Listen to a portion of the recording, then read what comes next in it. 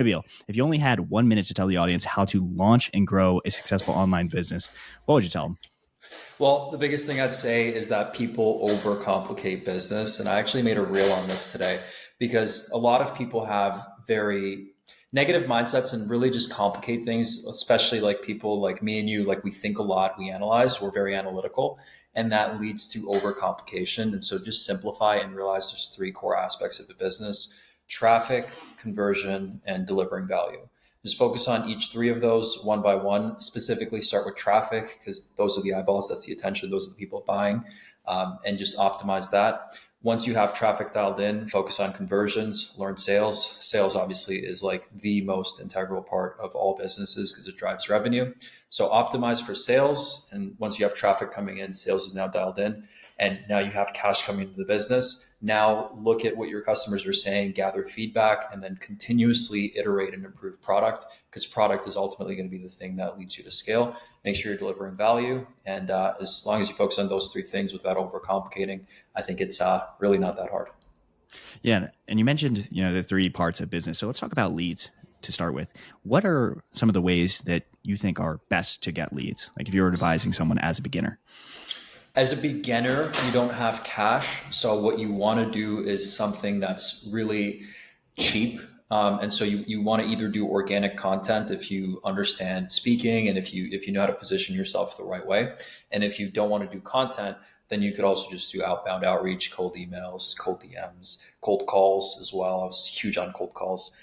So either of those two pathways, I would do both. I probably wouldn't do paid advertising or any form of paid traffic acquisition as a beginner, just because you don't have cash. But people like you and I, who we've been doing this for a while now, paid traffic is really the easiest thing to scale. So I think that's something I'd look into if you are one of those people that already have some amount of cash to play with. But if you're an absolute total beginner, you're just getting started, I would actually say get into sales first to get your feet into the door and like start learning and growing. And then through that, start building something on the side potentially or down the road. But if you specifically want to start a business today, right now, you don't have any experience and you are very tied to the idea of starting a business. Yeah, I do outbound and organic content, get some cash and then dump it into paid to scale. Yeah, it's very interesting you mentioned sales because pretty much everyone that comes on the podcast recommends two beginner businesses. It's either get into copywriting or get into sales, and you're on the sales end of the dynamic. Yeah, 100%. 100%. I think sales is huge because one, it's an easy barrier to entry. You can get in and the success that you create is fully determined by your work ethic and it's completely in your hands. So if you show up and you try your best and you go to the trainings, you listen to call recordings, you do the dials, it's inevitable that you can have success with it. And there's also a very clear upward trajectory as well with sales. And obviously I think sales is, as you know, like it drives revenue for a business. So if you understand sales, you have I would say the most important aspect of the business figured out. Now, at the very beginning, we talked about how you went from 3K per month to up to 100K per months.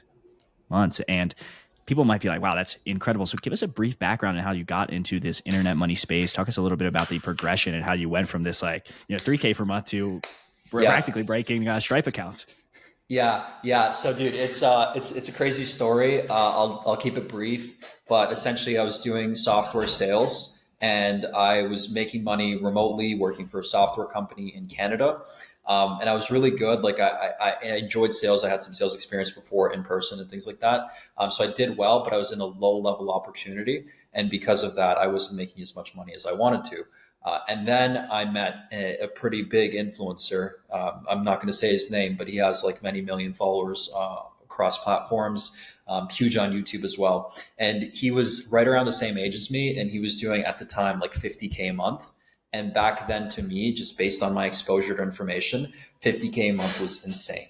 I didn't know anyone doing that specifically around my age. Keep in mind, I have never even seen a Rolex in person at this point in my life. Neither of my parents were business people. So it was just insane having that exposure. And that just flipped my mind as to like the possibilities of what we could do through, online and internet marketing. And then that made me go down the rabbit hole. And then I got into high ticket sales. And then I got my first 10, 15K a month. And then through that, I built value as a salesperson. I was selling for like 3 different offers at the same time, obsessively learning and just trying to be the best that I can be. And then that led me to get into growth consulting because I was like, sales is great, but there's other aspects of the business too, specifically because I was on an offer where I went from making like 20K plus per month to then making like 10K a month. And it was like just seeing that dip like within a month was like insane to me. And I was like, holy shit, like I'm doing just as well as a salesperson, but I'm making way less money. And then I realized that there is such a thing as marketing and leads and traffic and optimizing that. And I just got really interested in trying to improve that specifically because as a salesperson, my income went down and it wasn't really relating to my sales skills. And so I learned that, and then I built value, and then I became a growth consultant, growth partner. Different people call it different things. I think people are saying IPO nowadays too.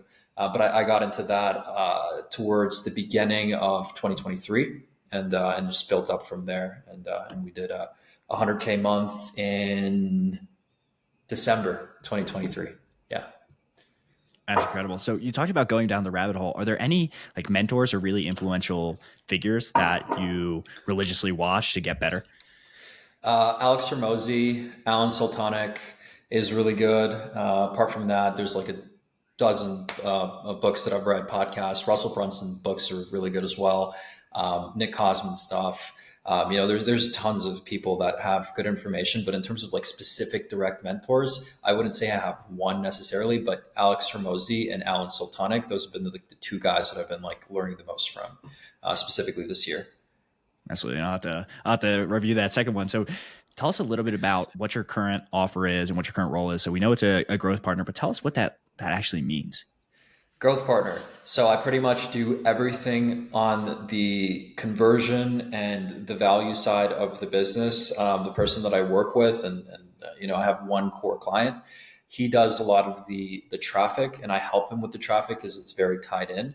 But most of what I do is just convert on attention to create money. So everything on the back end to just scaling info businesses. Now, to put it simply, would most people refer to a growth partner as a CEO? Is this just some new term that the info space has invented? Sure, you could say yeah. I guess you could say that. Yeah. That's my title with the one core client I have. That's my title. Yeah. So, being the CEO, tell us a little bit about like how many people do you manage? Tell us about some of like the core roles and responsibilities that you have.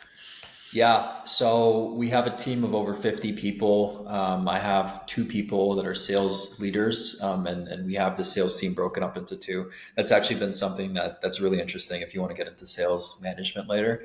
But yeah, we have 2 sales leaders. We have a COO.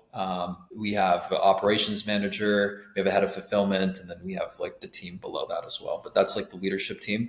And yeah, we have 50 people in total. So it's been really fun. We went from like 8, 9, 10 people to over 50 now in about a year. And tell us some of the top lessons that you learned, maybe like the 3 top lessons you learned in having to become a people manager, because there's a lot of buzz online about the one person business and how you don't need any employees anymore. Tell us a little bit about like what you've had to learn about managing people and how you use them to like drive forward the business. I hate the solopreneur thing because I just feel like working with people is so much more fun. Like, dude, I would much rather start a business with people that I respect, or even just people that, show up and can deliver value in areas that I'm not able to lift the weights in. But just working with people is way more fun than being solo and isolated and building a business. So I hate the idea of like being by myself, but some people might like it. It's not for everyone. But regarding your question specifically, the 3 things I've learned, managing a big company, the single biggest one that's like super drilled into my head, and also in the culture of our team as well, because a lot of this is culture. You want to pass it down to everyone. It's the idea that you have to take accountability and ownership for everything, even if it's not your fault. Even on paper, if you can argue that this is someone else's fault, you always need to take ownership of it. And when everybody inside of the business operates that way, then you're able to just flow way better and way more powerfully, because now everyone's taking accountability. So accountability is huge. And you just need to, as a leader, have the blame for everything. Even if things go well, you don't take credit. If things go badly, you're the person that gets blamed. So I think approaching life with that type of paradigm, it's the best way to approach life, just even in business, but also in relationships and everything. If you just always have an internal locus of control, focus on the controllables and try your best given the circumstances, I think that's what creates a winner. So I've actually never met a winner that doesn't have an internal locus of control and that operates through life without accountability. So I'd say that's number one. Number two, understanding people, connecting with your people, knowing what their strengths are, what their weaknesses are, and being able to work around that. You can't lead every single person the same way. This is something I've learned, because when I first came in, I was just trying to lead everyone in the same way. And that just was leading to disharmony because certain people have different pressure points and different ways in which you need to speak to them and strengths and weaknesses. And if you're not able to take that into account, then you're not getting the best out of your people. So really understanding every single person, constantly taking inventory, constantly asking questions, and really just getting a feel and having a good tap into their emotions. You can't do that with everyone, obviously, when you have a team of 50, but specifically the people that you're working with day to day. You really try to build that rapport and connection so you can understand how to best work with them. And then number three is just aligning everyone's incentives. This is more of a strategy, tactical thing, but really just aligning everyone's incentives around the growth of the business. So aligning your North Star, which is growing the business, maximizing profitability, alongside everyone else's pay as well. So like their goal should be completely oriented towards the success of the business rather than something different. I'll give you an example. If you have a sales manager on something that's not factoring in profitability and only revenue, it's unideal because they're going to want to have ad spend go up, right? Because they're going to be very focused on my sole goal is maximizing revenue. But there's different spaces and times where maybe if you have more revenue, if it costs more money to get to that revenue, maybe from an operational standpoint with the team or from an advertising standpoint, then it's actually disadvantageous to the business to scale and get more revenue because it's bad for profit margin.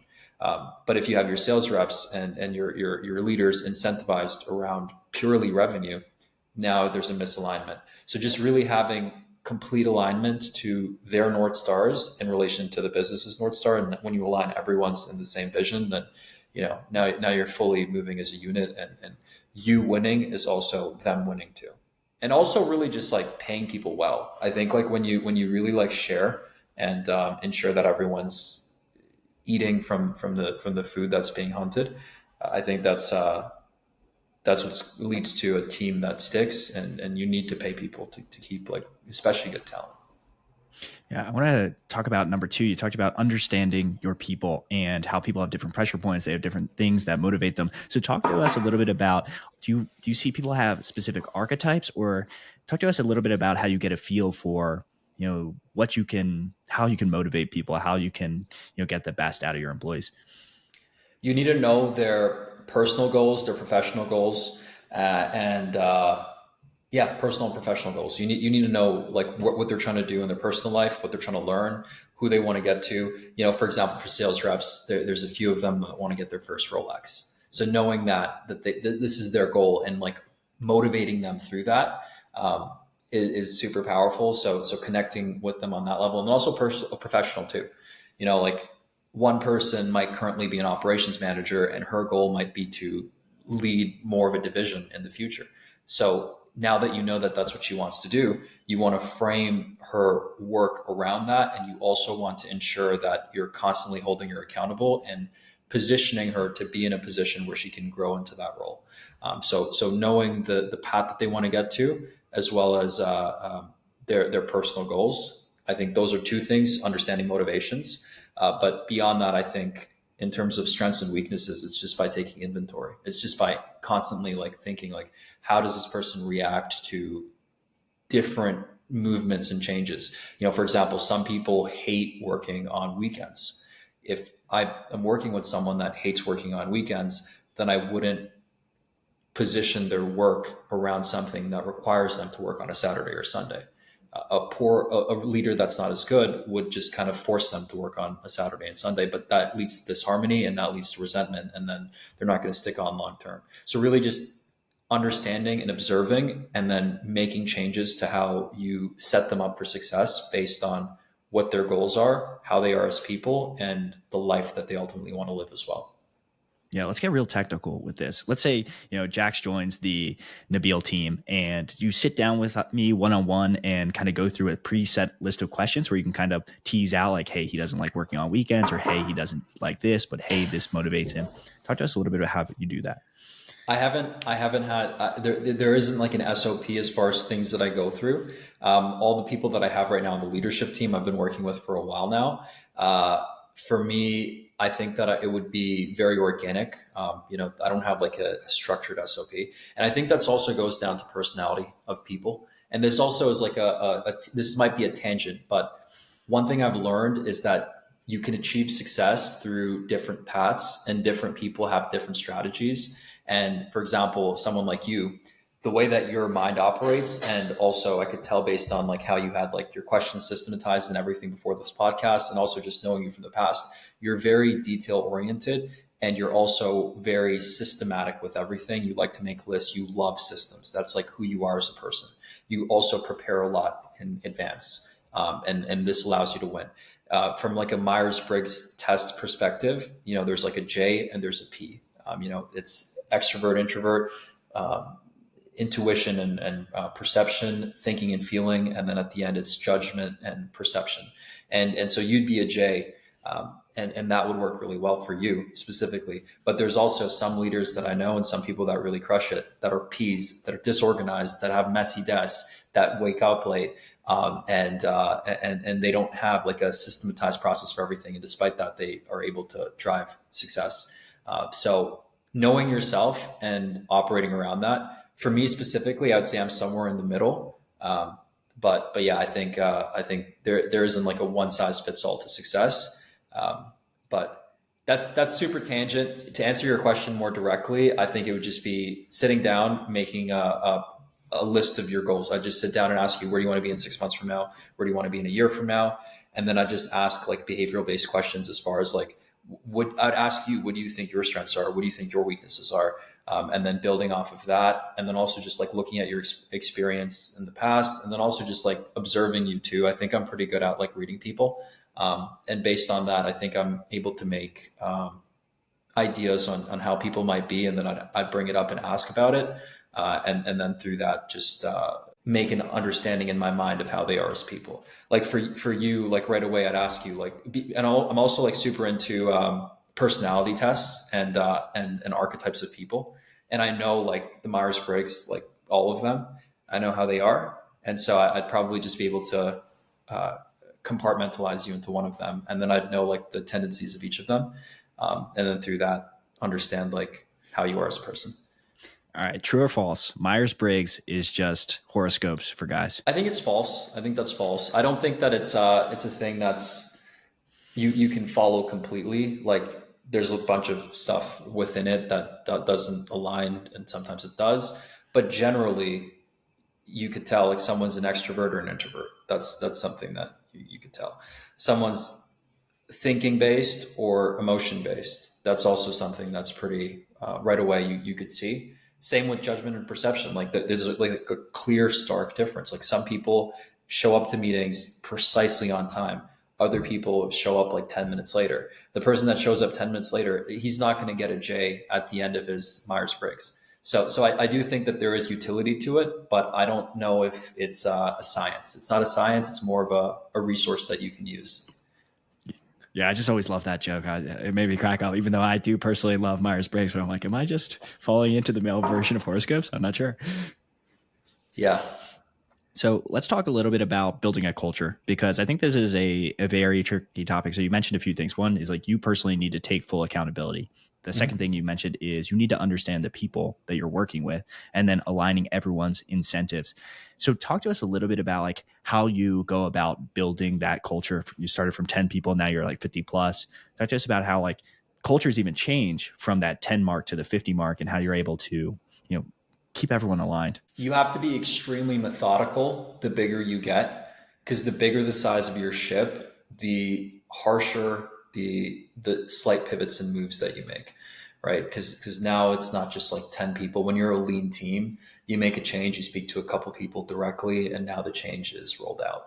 But at a scale when you're at 50 people and you're not in direct contact with the people that are at the lower levels, you need to really lean on communication and really lean on standardization and systems as well. The idea of like whenever there's a new change, instead of announcing it in the middle of a week randomly, it needs to be systematized where it's like Monday mornings, this is when we meet and this is when we discuss all the new changes that are coming. And then just over communicating. I think the biggest thing that I've learned is over communication. And then additional to that, being able to spot when there's like a problem in your culture and then problem solving quickly. Now, I can't give you like an exact like framework on how to problem solve. It's just not really something I've completely thought of. But let's suppose that there's someone in the team that's complaining about lead flow. You want to be able to identify that really quickly through just having a pulse check on all your people. Again, goes down to communication within like all the levels. And then as soon as you spot that, addressing it head on and solving the problem so that it doesn't leak into building a bad culture.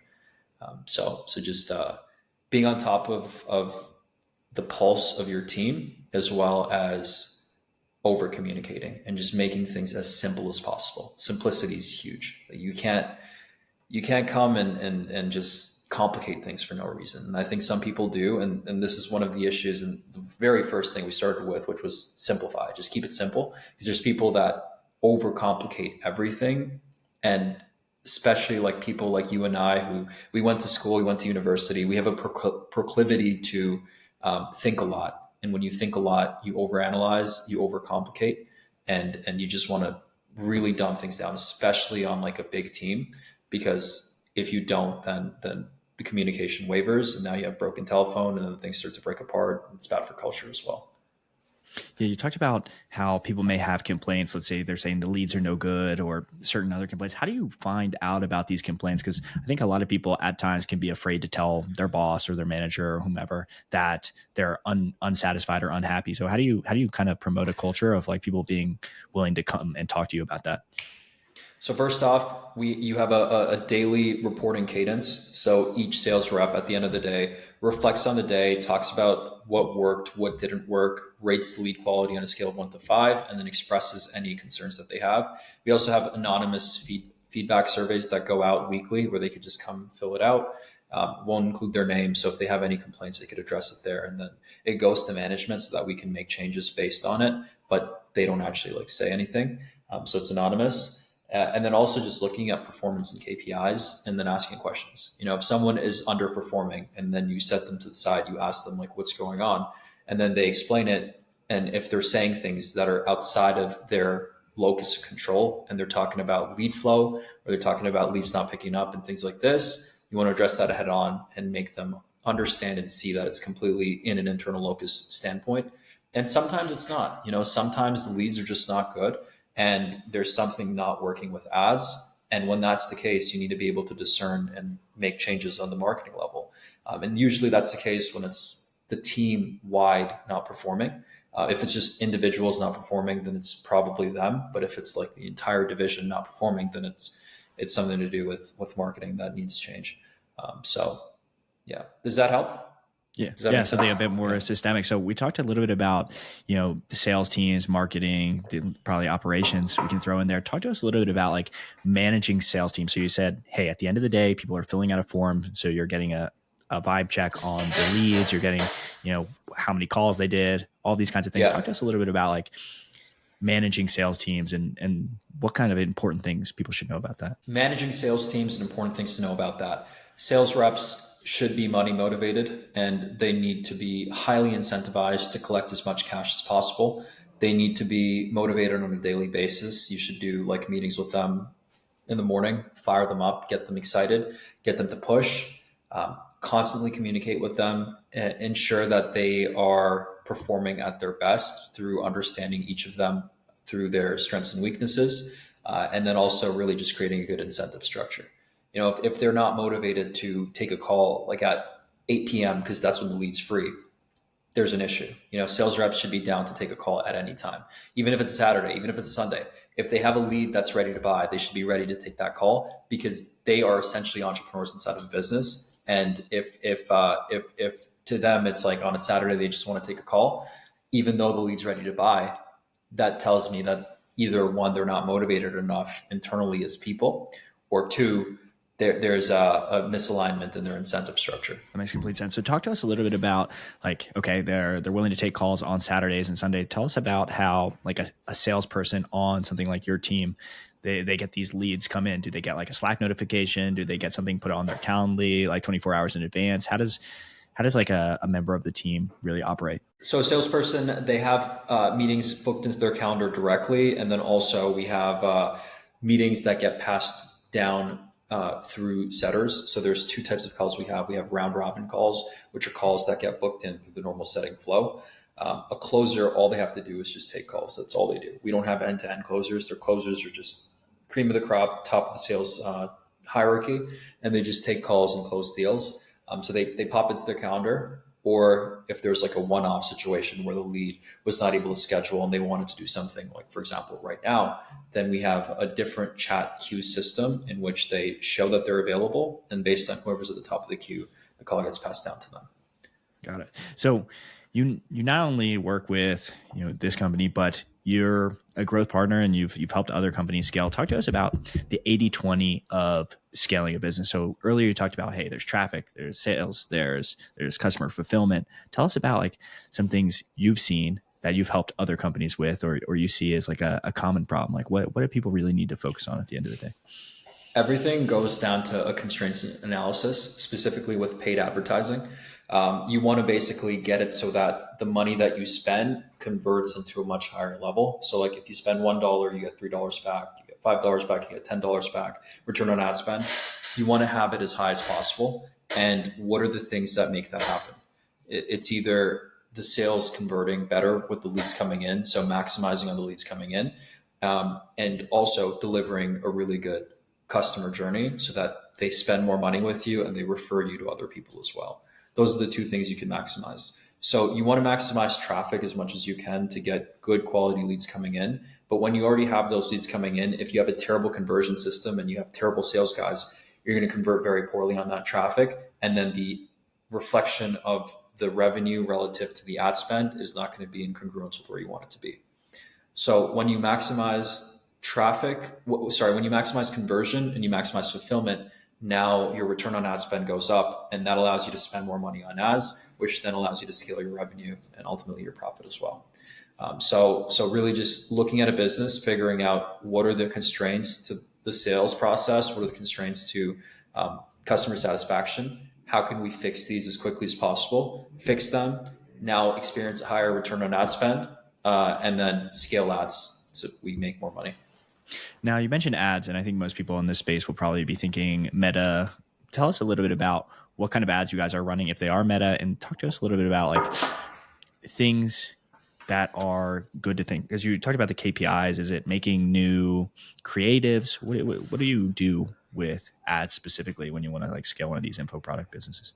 You could run ads on Facebook ads. A lot of people do that. TikTok ads, YouTube ads, Twitter ads, Snapchat ads. Like you can really run ads on anything. Facebook ads is really popular though. And how do you start running ads? Well, you want to get good data tracking. A lot of people use Hyros. We have an internal tracking system because there's a few limitations of Hyros, but you want to essentially test a few, and you get those ads based on competitive analysis. So you look and see what the market's responding to, add your own twist, just understand the psychology of the viewer and optimize for people to opt in and have the lowest amount of cost per lead while still getting a good lead. And just test a few different ad campaigns, test like 10. Out of those 10, you look and see what's performing after you spend, like, let's say $100 on each of them. You see how many leads did each of these collect and how much cash that reflect. And then based around that, you lower ad spend on different ones, you shut down some of them if they're just not performing, and then you start raising. So it's a lot of split testing, a lot of just iteration as you go. and just throwing a bunch of stuff and experimenting. And then based on what's working, scaling. And once you find a winner, now you can scale that. You can keep that for a couple months even until they fatigue. And so while that one ad that's a winner that's running, you want to test a bunch of other ads next to it. And so you're constantly testing new ads. I think we do like 10 to 20 per month. So there's constantly new ads we're testing. Yeah, you just test and iterate. And then again, the important part is the sales and the fulfillment. Because if sales is not performing and there's like problems with your sales process, you might have leads coming in from a really good potential ad, but now sales is dropping the ball. And let's just say it's a Saturday or Sunday and people were fucked off. And now you don't collect cash from it. And then it looks like the ad was bad. And then you like lower the ad as well. So just try to make sales consistent as much as you can. Try to make everything consistent and just focus on, testing different ads. And that way you can figure out like really what ad creative is the best and which ones aren't. Yeah, the other day you posted on your Instagram, you're talking about how Hermosi came up when, Facebook ads were really cheap and he was able to get like a great return. What are some of the biggest opportunities you see currently where you're like, oh, this is definitely something people need to be exploiting? Like, what is the arbitrage of our current time period? Yeah, that's a great question. Just to put context to that too for the viewer, Hermosi got 30x return on ad spend on Facebook ads when he started in the early 2010s. So he's spending like $1 and getting 30 back. And as well, a lot of people became millionaires off of Shopify dropshipping, Amazon FBA in the 2010s because it was new and there wasn't and as many people doing it, so there's room for arbitrage. So you want to look at arbitrage opportunities. That's where you get really rich. And by the time that a lot of people are doing it, it starts to get to a point of saturation, and then the pie is split amongst many people.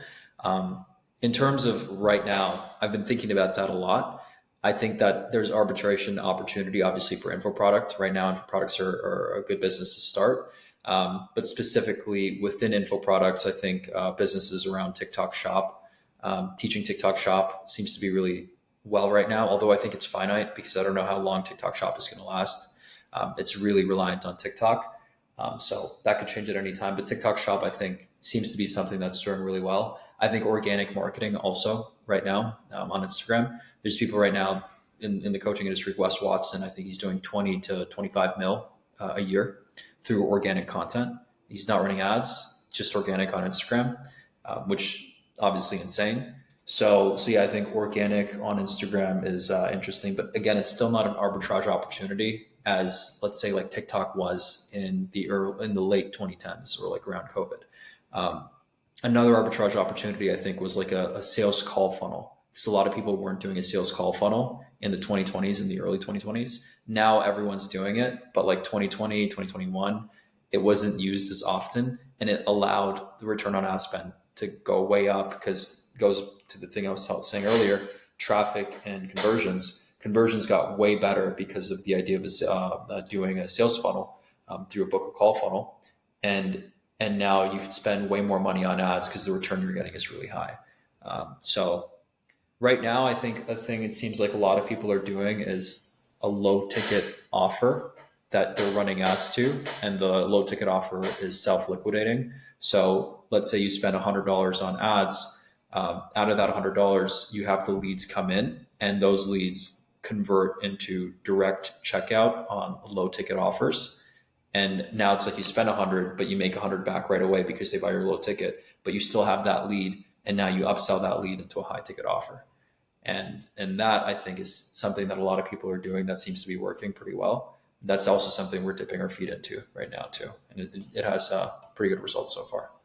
And tell us a little bit about like functionally how that works. Is that like, hey, they buy a low ticket, cold email course, you dump them into a school community, and then you try to ascend people up into like a higher level one-on-one coaching or group coaching offer in there? Like tell us a little tactically about how you're seeing that play out. Yeah, well, different people do it different ways. You could give them like templates, for example, and say like pay $27, you get a template. And now people pay that $27, and the amount of them acquiring that customer for $27 is right around $27 as well. Break even, but now they bought that. Now you upsell. So it could be templates. It could be like a course, digital course. Could even be a call, like a 15-minute call. I've seen some people do that as well. So there's different ways of doing it. The way that we're doing it is through affiliate. So we're having people come in and they're getting a no-brainer offer for affiliate, and then we're getting money off of an affiliate partner that's then allowing us to collect that lead with a self-liquidating low ticket offer. Very, very cool. So you mentioned Wes Watson earlier and talked about how organic content, although you don't think it's necessarily like an arbitrage opportunity, it's still a very good opportunity. And I noticed you've started to create a lot more content lately. Talk to us a little bit about like your goals with content creation, like why you started. I just love it. I love everything about content creation, and I'm in the industry. Like I'm doing everything apart from content, and I understand sales pretty well. I understand operations, team, hiring, firing, um, everything when it comes to scaling info. And I think that the next lever that I want to pull to just grow as a human is just get good with content. So that's really where it's coming from. I don't really have a plan as far as like what I want to do with it. Right now, I'm just enjoying doing it, and I just in the industry and what I'm doing, it just seems like a natural progression. Yeah, and talk us through your current content creation process. So don't necessarily have like a direct process, but I record frequently, look and see what's performing in the market right now, and see what's trending, and then hop on trends. And I focus on, having a compelling hook, and then having a body within that hook that paints the picture a little bit more. And then at the end, having a takeaway as well. I'm still learning and growing as I go. I've only been really posting consistently now for about a month. So there's still a lot that I have to learn. But I'm trying different things. I think I'm in the space of experimentation. Sometimes I'm doing like that formulaic script. Other times I'm just like talking to the camera with only having a hook and then just going where things go. I'm also trying like different like lifestyle based reels. There's different things we're trying. I have an editor, so I'm moving with leverage, I'm setting up some good systems with him so that he's able to make my life as easy as it can be from a content standpoint. But yeah, dude, I think it's mainly just looking at trends and hopping on trends as quickly as you can. Mhm. And you've been around the info space for a bit of time. So tell us a little bit about what you've learned from other content creators and course creators in the industry, and like what kind of aspects you'd hope to be like, hey, I'd love to take this from Wes Watson, or hey, I'd love to take this from Emont. Well, different people have different edges, and everyone has their own edge. One of the edges you have is that you're very good with organization. I think an edge that another person might have is that they might be a really good visionary and they're able to sell an idea really well. Another edge someone might have is they're very good persuasive communicators and they're able to train up a sales team and motivate them really well. So I think it goes down to spotting your edge and then aligning yourself based on your edge with other people that have a similar edge, right? So for someone like me, I would not try to look and replicate the success of, let's just say, Dan Coe, because Dan Coe is a very different archetype than myself. So it goes down to self-awareness and then observing the market and then seeing which edges are your unique strengths. And you could say, like, I think Ali Abdul calls them unfair advantages. You have to figure out your unfair advantages and then stack them as much as you can. Yeah, I'd also say that like you can also it highly depends on who your market is, right? Like I was playing around with close.com, a sales CRM, and I found this channel that probably has less than like 1,000 subs, but it's just all about close. And it's like, well, if I ever need to buy something from Wow. somebody, I would just pay them immediately. I was like, this is the most brilliant content strategy ever. Well, think of it. They probably have like organic content on their YouTube, and then they're leveraging that with outbound outreach. And so a lot of the views that they get are just people that they DM on Instagram, on Facebook, on whatever access that they have to channels that they have to communicate with their customer. And then they're using the content to then sell them. So, Yeah. And yeah. it's like if you're an expert in some like, that CRM software, I don't know, probably costs like 50 plus bucks a month, maybe 100. And anyone that has a Yeah. sales team is probably making a lot of money. So boom, they can just like elevate them right into Accountly. I was just looking at that. I'm like, maybe making relationship content, or like, a lot of these gurus, they get into like the like 15 tips like adolescents make. And you're like, well, I mean, maybe that works. Well, it goes down to your niche and understanding what you want to do, right? Because you could either go hyper niche and go B2B, or you could go broad and go B2C. So it goes down to what you want to do. There's constraints to both. There's pros and cons to both, and so you just want to identify what that is that you want to do. But I know specifically with like CRM implementations, that's like a very B2B thing. It's very technical. There's a lot of money in it too. Like I know some people that are doing 6-figure months just doing CRM implementations. This is the thing that a lot of businesses need. A lot of these info businesses, they're run by people that just post content online and somehow just get a bunch of followers. And now they're like, what do I do with this? And then they start building a sales process, but they have no idea what they're doing with sales, and they don't have tracking and they don't have data. So you can come in, build their CRM, implement everything, and then get like high ticket, like 10, 15K. So yeah, it's interesting. It's not something I do though. It doesn't excite me. Well, isn't kind of a growth partner? Aren't they coming in, building a lot of systems and kind of just like looking at this like influencer that had an info product and you're like, whoa, we need to fix a lot of things here. Depends on what they need. Depends on what they need. I would say it's definitely building a lot of systems. I personally don't do any of that. I have like people that, do that are more operationally inclined. So I think for me, it's mostly strategy. It's just like, it's mainly a constraints analysis of looking at the business and seeing where are the inefficiencies and how can we fix those inefficiencies as quickly as possible so that we can spend more money on paid advertising and scale. Like that's pretty much what I do. Yeah, it makes complete sense. Now, we've talked a lot about business, but I'm curious on this debate in our side of the internet where should you get financially rich before pursuing like a social life? There's the perennial 3 pillars, the health, wealth, relationships. Most people say you can't do it all at once. Like, what's your take on this whole paradigm? Interesting. Okay. Well, I definitely think that it depends on your values and knowing yourself. If you're watching this and your goals are financial and you really value business and you want to be really successful, and you feel like it's like a game for you, and for whatever reason you just have that spark and that edge, you should prioritize that, and that should come first. But if you're somebody who kind of values lifestyle more and wants a more harmonious type of outcome, then I think it makes sense for you to put business a little bit to the side and do business, but still not be like maniacally focused on it, and also like do other things. That way, you're living in a way that's congruent to you. So I'd say that's the biggest thing, just having awareness of who you are as a person and then structuring your life around that.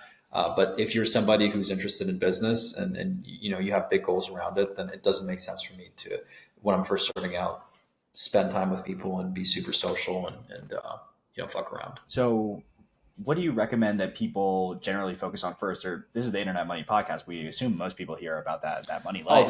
Dude, yeah. Then you should definitely, if you're focused on money, just focus on money and go all in on money and build. It doesn't take long. You just have to give like 2-3 years of like absolute focus and just go like monk mode. Like people call it monk mode, dopamine detox. Just do that for a little bit, build some momentum, and then acquire leverage, and then focus on the other things. But again, it's not for everyone. There's like some people just won't be happy that way. So know yourself before you figure out what type of lifestyle you commit to. Yeah, my general point of view is I feel like people hit plateaus where you're like, okay, I feel like I have a good amount of money. Now it's time to focus on relationships. And then you might realize like, in order to get to the next level of these relationships where I have like the really cool guy relationships or really cool women relationships, you need to hit like a new financial tier. So yeah, it probably just depends on what people's ultimate idea of success is. Like I did health first, then I probably got the money. Then I realized that wasn't enough. Then I focused on relationships. I realized that wasn't enough money. Went back into money. So everyone. Yeah. For me, it was, I would say like health first and then relationships. And then I was like, okay, like I'm not really making the money that I want to be making. And then it became like money, like very aggressively. And I think it still is money very aggressively because I just realized I enjoy business a lot. Now let's go into we talked about like health, wealth, relationships. Where do you think entrepreneurs should live? And do you think it depends based on their income level? I don't like answering these questions because I can't answer this question generally because it very much depends on each person. I think that like the context of the person's situation is very important.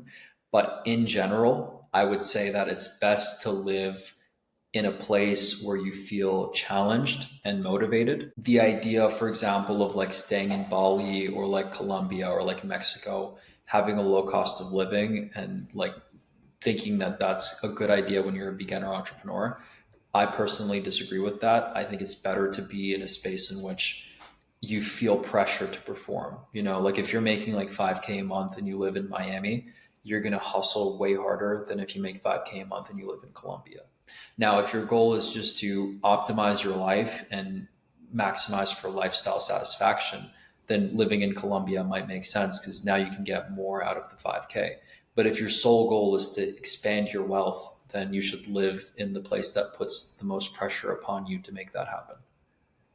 Yeah, and I will caveat this answer because I actually do agree, which I think most people would probably might disagree on this one, is that you can live in very high pressure places like in New York, but you could be surrounded by essentially high ticket wages. Where I was at like kind of the top of the wage hierarchy, and Oh like yeah, yeah, there's a no, lot of rich people in New York. that goes without saying, dude. Yeah, like you can't be living in like New York and just like not like you always need to be surrounding yourself with the best possible people. But yeah, I think the energy of like being in New York and seeing like really successful people around you, at least for me, like that fires me up every time I go to New York. Even Dubai, like I live in Dubai now, and every time I'm in Dubai, I'm just so motivated to do way more because I'm seeing Lamborghinis and Ferraris everywhere and people that are doing way more than me. And it just makes me realize like we're just pawnfish. We're so tiny in the grand scheme of where we can be. And it just motivates me to drive and push harder. But you go to like a place like Colombia, and now in Colombia, you feel like the G because like most people are like doing like 3K a month, 5K a month. Um, and so it's like you don't want to feel that way. It's also similar kind of like when you go home and see your friends from high school. You know, like a lot of them are still not doing a lot of special things in life. You know, some maybe are, but most of them are kind of just in the same position they were before, and you just feel comfort. You want to run away from comfort as much as you can. Like comfort is the thing that fucks you, in my opinion, and it stunts growth. And for me specifically, when I lived in low cost of living areas, I felt comfort creep in. And so because of that, I'm trying to engineer feeling discomfort as much as I can. And that's why I think I prefer living in higher cost of living areas. Yeah, and I agree. I would just say, man, there are so many advantages, like having your own gym trainer. I think if you could find some guys, like there are some guys here that I know that are doing really, No, really well. I'm very confident I'm going to sell you on the idea of moving to Dubai. Do When you come to Dubai in October, you're yeah. gonna be sold. Okay, the thing is, like for the U.S. people, there's no like tax advantage. Maybe I'll interview some like really high ticket tax accountant that will sell me on Dubai. But it's like everyone I know is like Commonwealth people, and they all moved there because like zero tax, baby.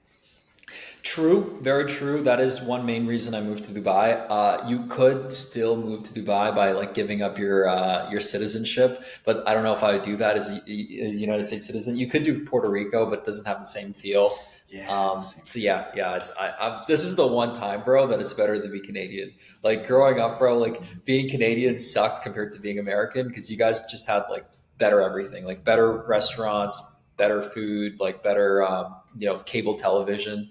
I remember like I spent 2 years in the US in middle school, and it was just like we had so many more things in the US compared to Canada. But yeah, now it's good to be Canadian finally. Yeah. Well, Good there to you go. meet You've been Dubai. super generous with your time. So let's get into the rapid fire questions. I know people like this part of the show. So, what's one bad recommendation you hear in your area of expertise? This could be, being a growth partner. This could be scaling info products. This could be anything you think that you just hear and you're like, don't agree with that at all. Well, I don't hear this as much, but it's more of a behavior pattern I think that manifests, which is that people really focus on sales and marketing a lot. And when they're focused on scaling, they're focused on scaling top line and they're not thinking of the bottom line profit as much. And they're also not thinking about product and customer satisfaction as much. I think this really slows down growth because after a certain point, it's more so you need to have growth that's led by people that have already purchased from you, that are buying more things from you, that are referring clients over to you. And if you don't have a good customer journey, then that's just not going to happen. And eventually like ad costs go up and you're not going to profit the same way you were before. So product is very important. It's a thing that a lot of people overlook, in my opinion. All right. Now, if you had to recommend one business book to the audience, what would it be? It depends on the problem they're trying to solve. I think the utility of reading is to pinpoint the exact issue that you have, and then based around that, get insight to it and then apply it quickly. I don't think you should just read for the sake of reading, because that's when you're just focused on knowledge consumption without action. And most people are constrained by action, not knowledge. But for the sake of answering this question, a general business book, I think Shoe Dog is really good. It's a good autobiography of Phil Knight, who is the founder of Nike, and he talks about how he scaled a business from zero to multiple billions. So it's like a good, like, inspirational story that I think could inspire people to take action. I think another book is Ready, Fire, Aim by Michael Masterson. He's a guy that was able to scale business to 9 figures, and he just talks about the process of doing that from zero to 100 mil. Give us one takeaway that you got from Ready, Fire, Aim. I think the importance of people and how the dynamics of a business change through the different breaking points. Yeah. Now, if you could only recommend one social media channel, it could be YouTube, could be Instagram, it could just be one guru for each field. Let's start with health, and then we'll work our way from wealth to relationships. So only one health account that people should follow. I think Andrew Huberman is pretty good. Gary Brecka, also really good, and Solbra as well. There isn't one person that I have as like, this is like my core mentor. I think I get information from various sources. And in terms of health, I like to keep it simple. A lot of people overcomplicate things. I think just focus on the basics, like eating whole foods. I'm not going to go into a tangent. We'll go into the next question. But yeah, anyways. Right. Give us one person for wealth that's not Hermosi. Alan Sultanic. I think this is a guy that a lot of people don't know, that he says a lot of things that make me think. All right, one person for relationships. Can I say Jax? Listen to the Internet Money Podcast. We're talking about relationships here, baby. Relationships. I would say the book, The Way of the Superior Man, I think is the best book for relationships. So yeah, David Data, I'd say. Oh, well. Now, what has been the best purchase under $500 that has made the biggest impact on your life in the last year? So I get massages every week, sometimes twice a week, and it's huge for recovery and just huge for thinking as well. I think a lot while I'm getting a massage, and it's really good flow state thinking. So yeah, I'd say getting massages. I used to like never get massages. I think the first time I ever got a massage was when I was like 23. But yeah, now I get massages all the time, and it's like so good. So that's not like a thing necessarily, but yeah, it's like a good way of spending money to recover. No, I like it. I mean, I definitely want to schedule a massage now that you mention it. Okay, so let's imagine you wake up tomorrow. Everyone forgets about you. You don't have a job. You've got a credit card. Social media is at zero. You have all the knowledge you have. You can take it with you. But you can't take any of the reputation, any of the business stuff. So laptop, you got an apartment. How would you start building back your business in the next 30 days and make it profitable? I'd post a ton of content on YouTube that demonstrates that I know what I'm talking about.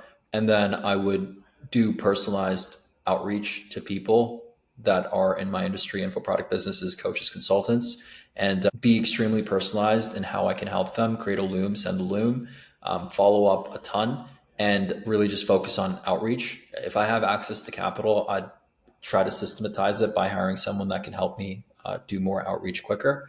But yeah, really just leaning on content with outbound and being as personalized with the outbound as I can.